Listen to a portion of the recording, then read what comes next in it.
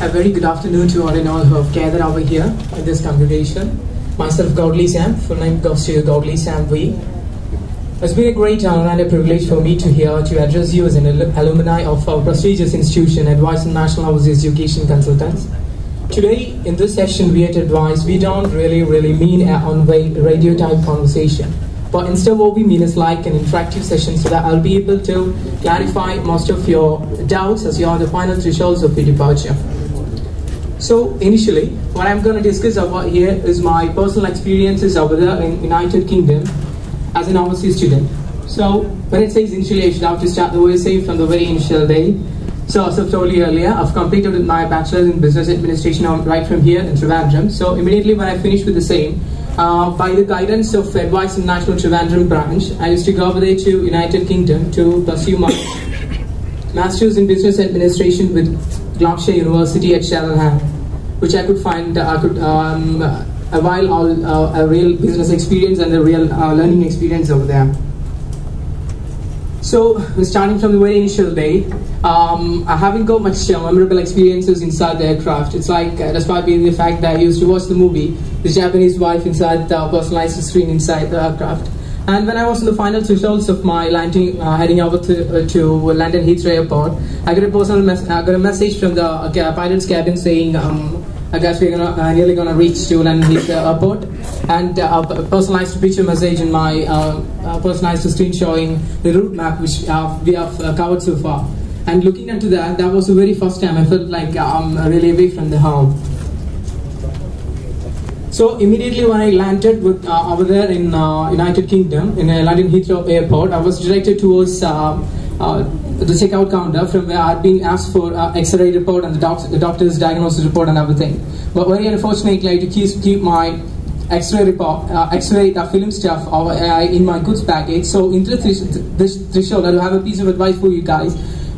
Make sure to keep your doctor's diagnosis synopsis report along with the chest X-ray report in your baggage, hand baggage. Just because they might have been asking you for when you are supposed to pop into that specific country. So after that, the next hurdle was for me to claim my baggage back. So as long as it was my very first international flight, I find everything laborious to claim my baggage back and everything like that. So I used to seek the help of a British guy over there. He used to steer me towards the right way which I'm supposed to go for, the right baggage belt and everything like that. So I used to get my baggage back by the assistance of that British guy. I'm still thankful to him. So coming down to the next portion, it's accommodation. So as our respected staff already mentioned everything over here. For your knowledge, I have to add up something like that. So what I have to, in my personal experience, what I have to tell you is like, once if you have some of your relatives or friends over there in a specific country, overseas country, to pick you up from the airport in the very initial day, then you could have go for a rented premise off a campus premise. If not, it doesn't make much sense for you to go for a rented premise off campus accommodation, just because you might have been hanging around there. There'll be really hanky-panky and masses over there in the very initial day. So once if you haven't got anyone to pick you up from the airport in the initial day, don't go for a private rented premise. So the next one, that's 8, is like, if you are going for, if you're arranging accommodation after when you reach over there in the concerned countries, I'll give you, if it is in London, if it is in United Kingdom, I'll give you some tips regarding that. There's a site over there named Gumtree, Gumtree. The next one is spareroom.co.uk. The next one is roombuddy.com. Better go for the same, better go through the interfaces of that net, you'll be getting much information regarding the same. So the next one is a comparison between on-campus and off-campus. It's like, if it is an on-campus accommodation, you'll be better used to the academics, just because the chances are high for you guys to get the roommates from the same university, same courses and stuff like that, so that you can, as long as the courses of the study over there in overseas is really research oriented, you could spend more time in researching and everything like that in your room itself. And once if you are away from the university campus, you may find it laborious to go all the way from your premise to the university to make researches and stuff like that. The next one is when you choose accommodation, be vigilant to go for an accommodation always which is keeping a close proximity with the university, because especially say if it is in London, it's the TFL, Transport for London facilities are really expensive over there, so you may not afford all the while to travel for a long while. So make sure your premise is keeping a close proximity. So coming down to the next is packaging. So when it says packaging, the funny thing which is striking down into my mind is like when I was a student over there, I got 60 kilo baggage allowance from Jeddah Wise, and with which I have decided to make the most of that. And I used to carry pressure cooker and stuff like pressure cooker, then induction cooker and messy stuff like that. But in my personal experience, it doesn't make much sense, just because once if you manage to get a premise over there, accommodation over there, by default you will be getting all the amenities such as the cooking range, washing machine, heaters, vacuum cleaners, and kitchen utensils, and everything will be by default you'll be getting the same, especially if it is an on-campus residence. So make sure not to mess yourself with the hand baggage and stuff like that. Then instead what you're supposed to carry is, as I've already told you, make sure to carry a jacket, a single one, just because the jackets and everything which you can buy over here may not able to cater you over here for the needs over there, because so make sure to carry a single jacket, just because immediately when you land over there in the concerned countries, if it is winter or something like that, you may not afford to stand in that nasty cold. So a single jacket. Next one is thermal wear. So if possible, carry that as well. Leather goods. Make sure to carry some leather goods, just because it's really expensive over there. Leather goods in the sense leather belts, jackets, wallets, leather shoes and stuff like that. The next one is for you guys. I have a special piece of advice. Make sure to carry a comb. Comb in the sense which you are using right down over here. Because say if it is in London, you may not find any possibility of buying your regular stuff comb over there. So make sure to carry one or a dozen or whatever it is.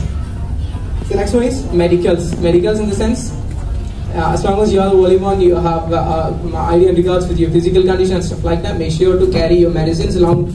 Make sure once if you're carrying some tablets or something, take the medical shop receipt as well, just to get rid of some entry clearance, not entry clearance, it's custom clearance procedures. The next one is transport, and it says transport as an overseas student.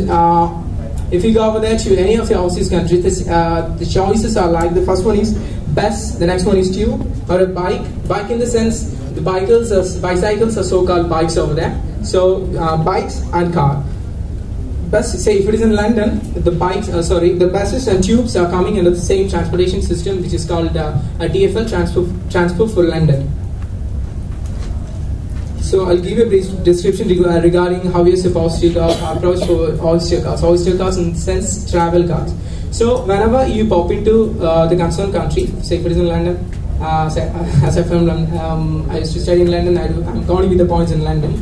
So once if it is in London, just go to the concerned universities and enroll with them after clearing the payments and stuff like that. So that will be given a student ID and a password. After that, ask for a recommendation letter which should have been submitted to TFL, Transport for London, with which you are supposed to submit the same in a site called TFL. Just simply search TFL, and after that you are supposed to submit this recommendation letter along with some of the photographs which you have taken for EQDA entry clearance and stuff like that, and the passport copy as well.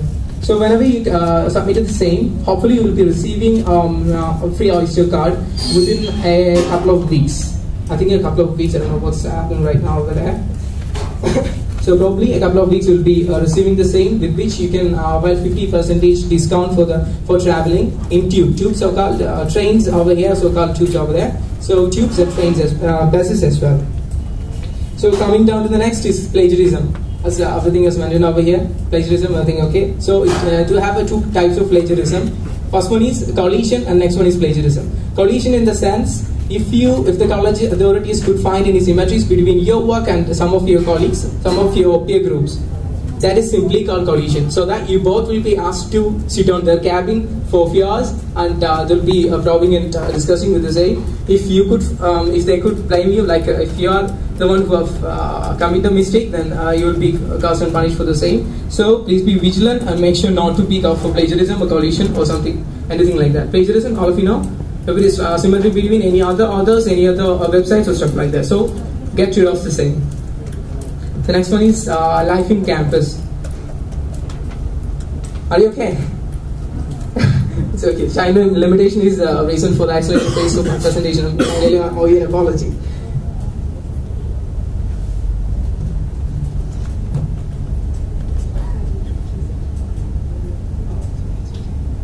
Okay, so the time is limited right now. So I just want you to throw any queries, your doubts and personal doubts and everything like that, so I'll be able to clarify it.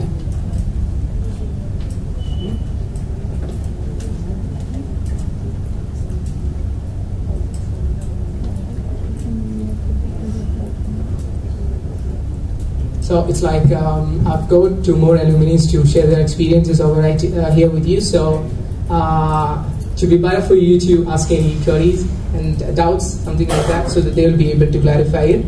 So I here wind up, and thank you for giving me such a lucid opportunity to explain my experiences overseas, and wishing you all the very best for your future. Thanks a lot. Thank you. Okay, I invite Joyce and Jijin over here, please. Jijin?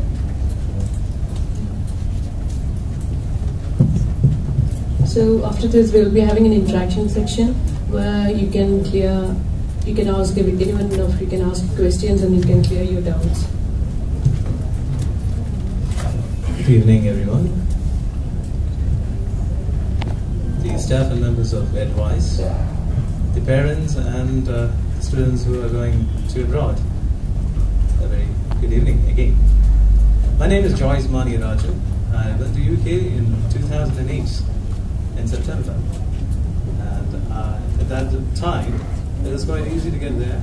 It was a very wonderful time for me to go there, and my parents were there. That is the very first reason which I went there. I went for a degree for MSc Finance and Investment. Did it with Essex University. I'm very much happy with the service which I have received from Advice. First of all, let me be very much thankful for that. For all the paperwork which were carried out by Pamela, especially, she was my contact there, and the other friends who helped me out as well. I don't want to take much time of yours, because I just want to say some short notes. You're probably being packed with lots of information relating to going abroad, and some points which I'd just like to point out. You're going to obviously meet new